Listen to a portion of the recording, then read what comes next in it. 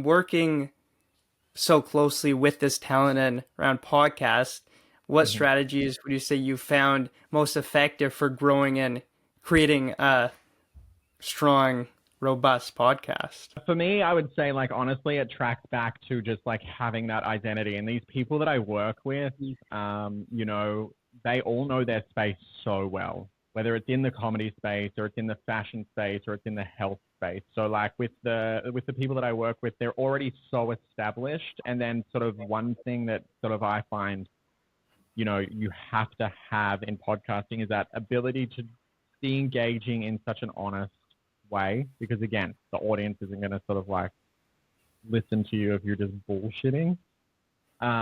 So I would say, yeah, that sort of like knowing your identity, knowing what lane you fit in, and then sort of tailoring that as you go along to like differing trends. I mean, the industry is always changing. Listeners and how they engage with podcasts and all of that stuff is always changing. So obviously, you're always looking at, you know, engagement rates and that sort of thing. And, you know, but I think it all comes down to just really, really, really knowing your audience, like from top to bottom, like what they love, what they hate. You've got to be there for the good. You've got to be there for the bad, and being able to really have a healthy like discussion with them and know the limits of like, you know, where you can push it and where sort of like, you know, where you need to develop and where you need work. And again, I've learned so much about audience interaction and how to build my brand from working in the space that I work at, because I work with so many people who are so great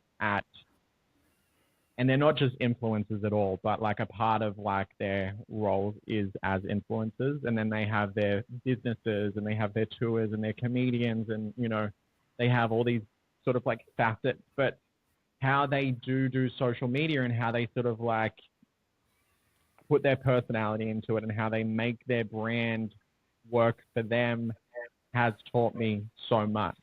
And yeah, probably the biggest thing is just, yeah, knowing yourself and knowing like what you stand for and being able to effectively communicate that to people in a way that gives them something to walk away from and sort of like helps them feel seen from what you're doing. I think that's really important. I think that people don't, it's not like natural for people to have that many followers. I mean, you think about like, you know, where we come from in terms of like before we were in these four walls. I mean, people weren't meant to live in houses. We just lived in the bloody savannah, you know, and it would be a little bit weird if you had like 11,000 people sitting around a campfire all to talk to you. Do you know what I mean? Like that's not natural.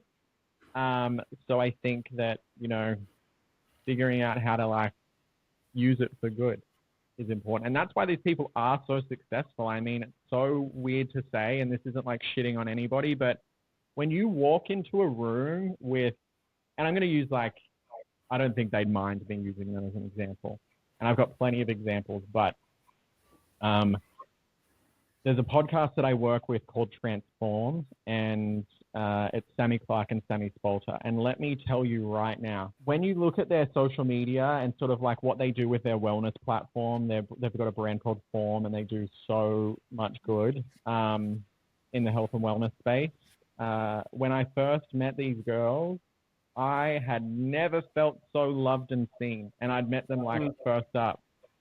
Well, And I think like with a lot of these, like I think that when you sort of see like influencers or you see people that are sort of like out there with their brands, it's easy to think that it is just a job for them. But when you work closely with people like this that I do, like you quickly realize that this is who they are and this is why they are so successful, because they're just so naturally them. Like when I talk to my talent, such as Sammy Clark or Sammy Spalter, they look you in the eye when they talk to you and they make you feel seen, and they'll reach out their hands and, you know, they will express their gratitude for you. And it just makes you feel so warm and so loved and so like a part of something.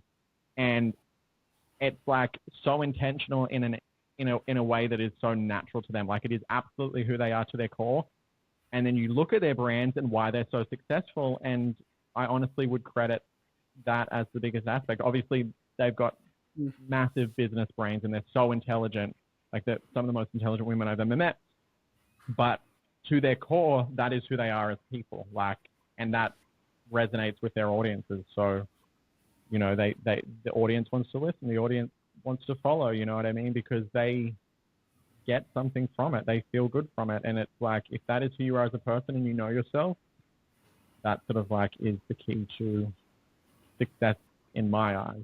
And Yeah, I then guess it obviously does. you have to do all the other stuff, you know, you've got to look at how business works and make the moves and whatever. But, you know, I think being true to yourself and being like sort of like a person that wants to do well in this world for everybody else as well resonates. I guess like you're saying, it all comes back to authenticity. Like you're saying with these Yeah. people, you know, they're very authentic people, and you can tell just by meeting them, which is why you see so much success.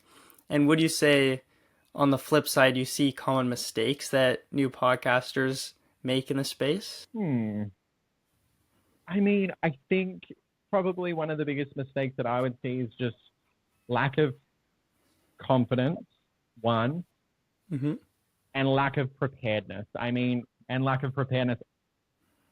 A lot of people don't understand that, like, having a podcast, and you would know from like sort of like organizing this, it is a business. It is like a grind. You can't sort of do this. And this is something that people used to say to me in radio all the time. They'd say, I could be on the radio. I could do what you do. And I think people don't sort of give, and this is, again, tracking back to what we were saying before, where people sort of like want you to work for free in the creative industries and stuff like that.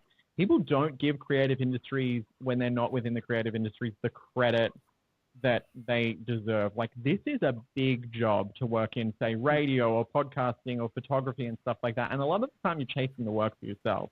You know, there's a lot at stake, especially if you have like family, kids, house, all that sort of stuff. Like, you're hustling for your money. You know, your sort of like profile and who you are as a person and the work that you do, the quality of work that you do speaks for itself, but with an industry that is like, you know, up and down and sort of like where the economy's at, and with COVID and stuff like that, media industries went through it. So like, you've got to be good at what you do, but you have to be so prepared, because I think a lot of people underestimate just how much work it is, and the consistency that you need and the grit that you have to be able to like push out a podcast, whether you're doing it weekly. People do it daily, which is like wild.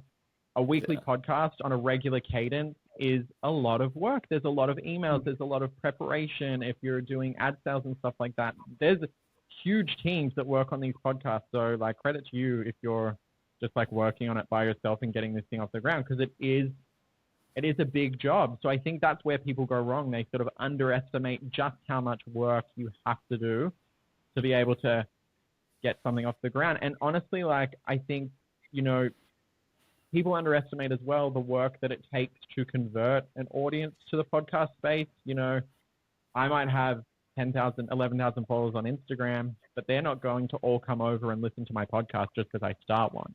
You know what I mean? You have to build up trust, and you have to build up, it's like sometimes starting again, I guess, in a new medium. I mean, not everyone's going to click and not everyone's going to come listen. You have to be able to build that up, and it takes a lot. And I think especially if you're used to having sort of like 500 comments on your Instagram posts and stuff like that, if you start out a podcast and you think it's going to be super successful from day one, and I'm not saying that it can't be, absolutely, but like, everything takes time to grow. I think it can be really disheartening to see that slow burn, but honestly, it is so worth it. The communities that I see people build through the podcast space is incredible. But yeah, just never underestimate how much work or time it is going to take to build that. And also too, like, one mistake that I see people make is giving up. You know, you might have a podcast that you do every day or once a week for 3 years, and you have 20 loyal listeners, right? And then you do one episode where you make a TikTok clip that completely changes your life, gets 5 million views, 5 million shares, and then all of a sudden you've got 20,000 people weekly listening to your podcast. You know what I mean? You've just got to keep at it. And I think, yeah, there's probably, did I list 3? 2. Underestimating how much it takes to grow a podcast, underestimating underestimating how much it takes to grow a podcast, underestimating the work you have to do to execute a podcast, especially on a regular cadence, and then not believing in yourself and giving up because, you know, any day could change your life. And then also, so I think about this, you're changing 20, even if it is just 20 people's lives that listen to you regularly, you're changing their life as well. So if it's not sort of like detrimental to your health or your well-being and like you making a buck, like don't give up. Why? Just do things that you enjoy. Also, too, I find like it's funny me saying this. We're talking about influencing and being on Instagram and stuff like that. But if I didn't have a following or I didn't work in like podcasting at the sort of like arena in the arena that I do, I'd still be posting. I'd still be on community radio. You know what I mean? Because it's not about how many people like comment or listen to me specifically. It's about what it gives me personally, and sort of like what creativity does for me. I mean, the amount of photography I do, or like I'll sit here and just record things or like record an episode of something and no one ever hears it. No one ever sees it. But like what it does for me. So like, you know, I guess the best thing for me is that my hobby and the things that light me up really just happen to become my career.